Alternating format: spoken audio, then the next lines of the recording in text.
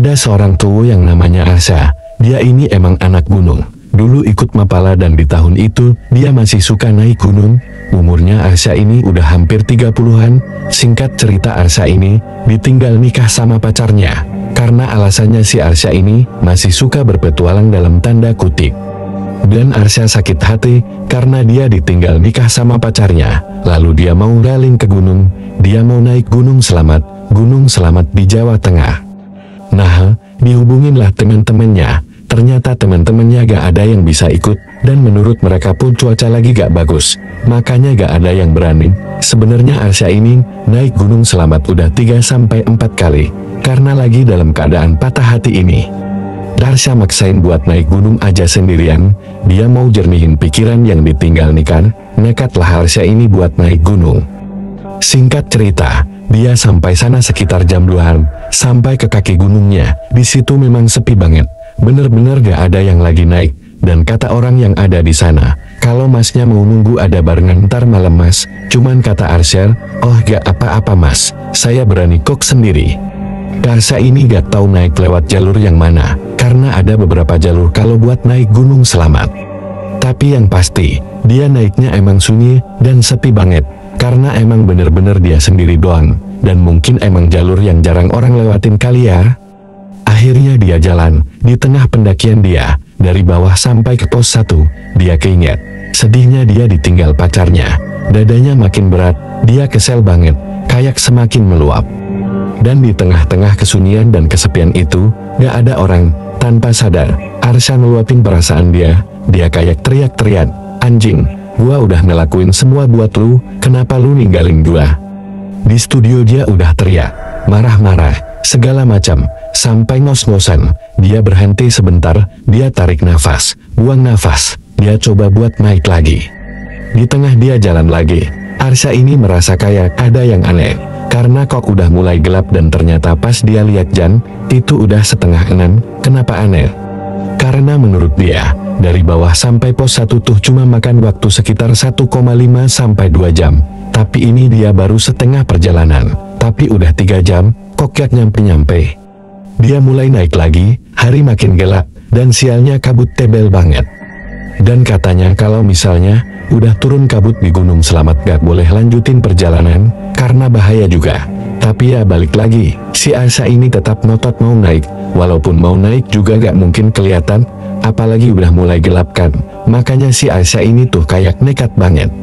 Akhirnya dia tetap naik ke atas dengan keadaan yang cukup bahaya itu. Dia naik pakai senter, disenterin tuh jalan walaupun gak terlalu kelihatan. Dia coba nyempetin jalannya lagi, sampai lama-lama dia ngerasa dari belakang dia ditepuk pundaknya. Pas dia nengok, ternyata ada pendaki lain yang nyemperin dia. Si orang ini nanya, mas gak apa-apa, kok ngos-ngosan gitu? Terus si Arsya jawab, gak apa-apa mah, kayaknya saya capek. Terus mereka kenalan lah. Akhirnya tahu si orang ini namanya Danu, sebut aja Mas Danu. Terus si Mas Danu ini nanya, Mas Arsya naiknya sendirian? Terus Arsya jawab, iya mas, saya mau jernihin pikiran. Ditanya sama Mas Danu, emang masnya kenapa? Arsya jawab, saya ditinggal nikah, masnya sendiri gimana? Kok naik sendiri? Si Mas Danu jawab, iya, saya juga sendiri, jadi, saya mau mengenang istri saya yang udah meninggal. Dulu kami berdua sering kesini buat daki gunung berdua.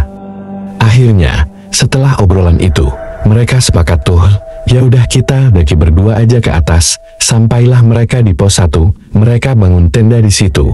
Lalu Arsya seduh Indomie, dia bikin buat makan berdua sama Mas Danu. Pas dia kasih mangkoknya ke Mas Danu, si Arsya lalu makan. Cuman dia lihat, si Mas Danu ini nggak makan. Di situ si Arsya ngeliat, Mas Danu tuh tatapannya kosong, dan Indominya tuh gak disentuh sama sekali. Ya di situ, karena si Arsya juga udah denger ceritanya si Mas Danu yang sedikit tadi, yang tentang istrinya, dia kayak ngerasa bersalah. Adun, apa gua salah ya? Maksudnya, gak enak lah gitu suasananya. Udah tuh, Arsya udah selesai makan, dia ngerasa kayak, ya udah gua tidur aja deh. Di situ Arsya tidur.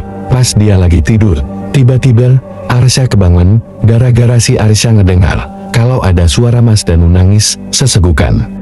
Mas Danu ini ngomong, Del, kamu di mana di? Mas kangen, Arsya bangun dan melihat Mas Danu ini posisinya masih sama, kayak posisi dia tadi, masih duduk dan masih bengong. Arsya juga ngeliat, mangkok Indomie juga masih ada di samping dia, dan gak kesentuh sama sekali. Sampai akhirnya, Arsya ngeberaniin diri, buat nanya ke Mas Danu, sebenarnya istri Mas meninggalnya kenapa sih ya?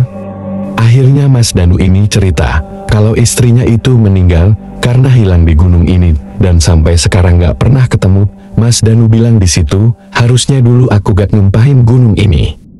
Jadi ternyata, si Mas Danu ini, pas mendaki sama istrinya, mereka berdua tersesat, dan karena si Mas Danu ini kesan, emosi, dia nyumpahin gunung ini, sampai akhirnya, mereka berdua disesatin, kayak kepisah gitu, dan sampai sekarang istrinya gak balik. Mas Danu bilang ke Arsya, aku tahu kamu lagi kesel habis ditinggal, tapi kalau bisa hati kamu baik ya, biar gak ngeluarin energi negatif, dan malah kena batunya, kayak aku dan istriku.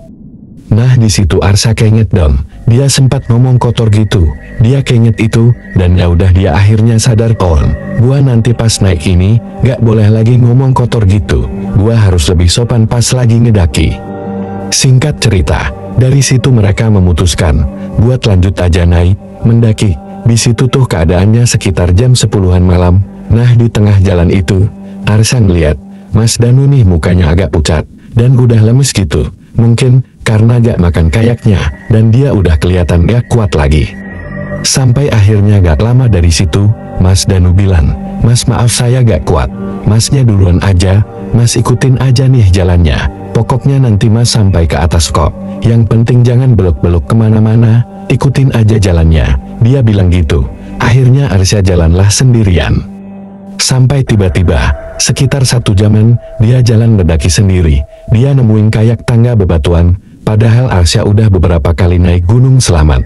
Dia sebelumnya nggak pernah nemuin tangga yang bebatuan kayak gitu, cuman tadi Mas Danu bilang ikutin jalannya aja, karena berkabut juga.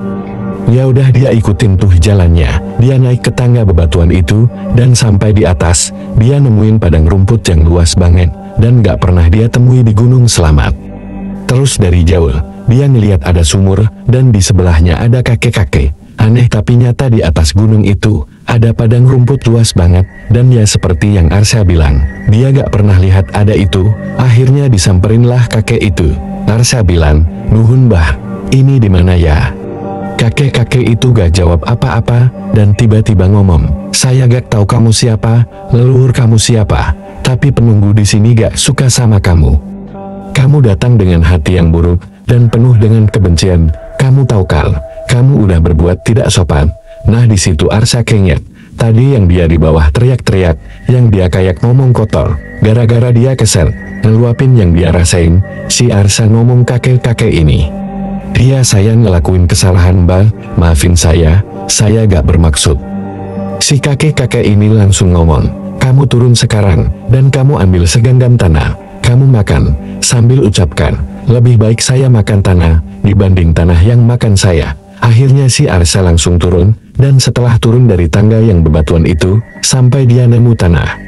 Dia ambil tanahnya, dia coba berdoa, dia baca bismillah, dia makan tanahnya, terus dia ngomongin yang tadi. Karena Arsya udah gak berani lagi buat ngelakuin yang aneh-aneh, dia ikutin aja omongan orang-orang yang dia temuin tadi. Dia turun ke bawah, sekitar 1 jaman turun, dari jauh dia ngeliat ada Mas Danu, dia ngeliat Mas Danu jalan ke arah dia. Pas Mas Danu udah ngedeket, tiba-tiba Mas Danu ini jatuh ngegeletak gitu aja. Arsya ini panik, dia langsung lari ngedeketin Mas Danu, dia tepuk-tepuk pipinya, gak bangun-bangun. Dia cek nafasnya gak ada, dia coba tekan-tekan dadanya gak bisa juga, dia kasih nafas buatan gak bisa juga, dan karena Arsya panik, dia langsung lari ke bawah. Dia sambil teriak-teriak minta pertolongan, tapi gak ada yang nyaut. Di tengah kabut yang sunyi itu, si Arsya panik banget, bener-bener panik nyari pertolongan, gak ada yang nyautin dia, sampai akhirnya si Arsya ini kecapean, dia ngos-ngosan, dadanya sesak, nafasnya sakit banget, dan dia tiba-tiba pingsan. Dan sampai akhirnya Arsya sadar, dia nengok kanan kiri, dia bingung, di sekelilingnya dia tuh udah kayak ada pendaki-pendaki lain, dan ada beberapa warga lokal gitu. Di situ dia baru sadar, posisinya dia udah di bawah gunung, udah bukan di atas gunung lagi. Abis itu dia keinget, Mas Danu mana? Dia lihat kiri kanan tuh Gert, ada Mas Danu. Arsya ini langsung panik. Mas, tolong di atas masih ada teman saya. Di tengah panik itu kayak salah satu pendakinya bilang, Mas tenang, sabar dulu, teman Mas di mana? Arsya jawab, di atas Mas, emang pas Mas nemuin saya, Mas gak ngeliat ada teman saya di samping. Terus salah satu orang yang nemuin si Arsya ini bilang, enggak Mas sendirian di sana. Terus ditanya, emang ciri-cirinya gimana Mas? Disebutinlah ciri-cirinya sama Arsya, mukanya gimana, tingginya gimana, perawakannya gimana, pakai baju apa. Tiba-tiba ada salah satu dari orang-orang itu, kayaknya warga lokal, itu ngasih foto. Ditanya, ini bukan orangnya. Terus kata Arsya, iya benar yang ini. Dan beberapa dari warga lokal itu, langsung ada yang ngucap, astagfirullah, kayak kaget gitu. Karena ada salah satu bapak-bapak warga lokal itu cerita, Mas, beberapa bulan lalu, ada sepasang pendaki yang salah satunya hilang. Nah, Arsya itu langsung motong, ya saya tahu, dia nyeritain kok, istrinya hilang kan? Si bapak ini jawab, bukan Mas, yang hilang suaminya, Di situ Arsya langsung kaget dan kebingungan. Terus si bapak itu bilang lagi, iya emang beberapa bulan lalu si suaminya hilang dan istrinya masih sering kesini. Karena itu jadi satu-satunya cara buat mengenang suaminya. Jadi ternyata yang ditemuin Arsya itu arwahnya Mas Danu, yang kayaknya belum tenang di sana. Dan yang lebih gilanya lagi berarti arwahnya Mas Danu ini kayak gak sadar kalau dia memang udah meninggal dan masih pengen mendaki nyari istrinya, padahal sebenarnya istrinya masih hidup. Dan Mas Danu yang udah meninggal karena dia kesesat. Saat Arsya itu membuat sumpah serapah dulu dan perjalanannya kerasa panjang, itulah waktu dimana Arsya ini masuk ke dimensi Mas Danu. Dan Arsya ini emang disasarin sama penunggu di sana gara-gara sumpah serapah tadi. Untungnya ditemuin sama warga-warga sana dan bisa balik lagi.